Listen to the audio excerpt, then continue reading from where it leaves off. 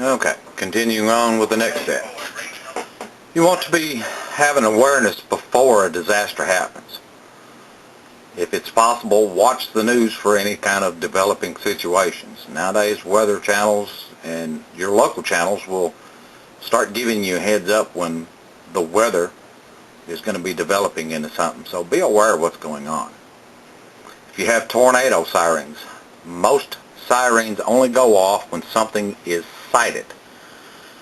Some counties have implemented setting off sirens when there's going to be some really bad weather coming.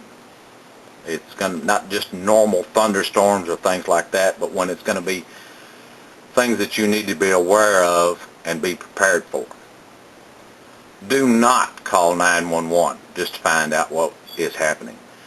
I know that sounds kind of silly, but you would be surprised at the number of people that call 911 just to determine what's going on.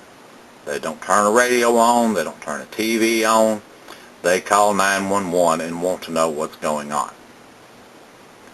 Have a disaster kit where you can get to it. We'll go into more of that later. Have flashlights, a handheld radio, battery-operated radio, close at hand. When the power goes out, having to dig and find out that your flashlight's dead, or if you do have a battery-operated radio, it's dead, is not the time to be finding that out. Check them periodically. Make sure that you've got good batteries in your flashlight. If you do have a battery-operated radio, know what your local radio stations are, because a lot of times they'll be broadcasting information. And keep those close at hand where you know what's going on.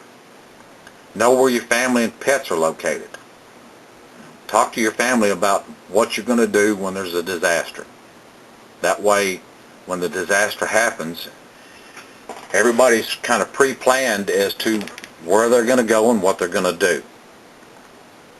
A watch means conditions are favorable. A warning means something has been sighted.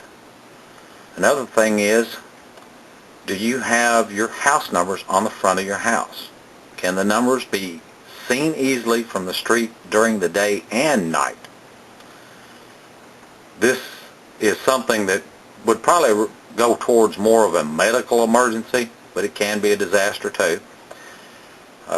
You'd be surprised at the people that have 1-inch high letters on their mailbox or on the front of their house where they've been painted over, and you can't really see them easily from the street.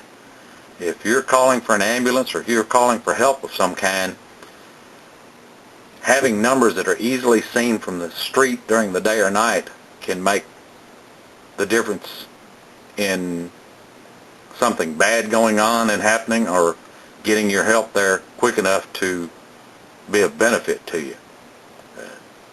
Sometime or another, when you're out at night and you're driving up to your house, look and see where the numbers are and see if you can see them easily. Think about if you've got to send an ambulance there and you're having to hunt to see where the numbers are. It'll make a big difference. Planning ahead for what you need.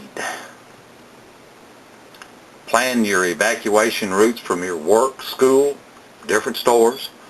Know where the emergency exits from the buildings you are located in.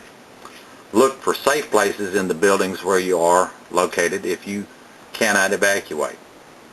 Have maps of the county you live in surrounding counties. If you're out somewhere, you're going to have ways of getting back and forth. Reading a map is kind of a lost art nowadays with everybody having GPSs. But if satellites go down, things like that, that paper map could be the thing that makes a big difference with you. Set up safe meeting places away from your home, at work or school. Make sure that everyone in your family understands where they are to meet.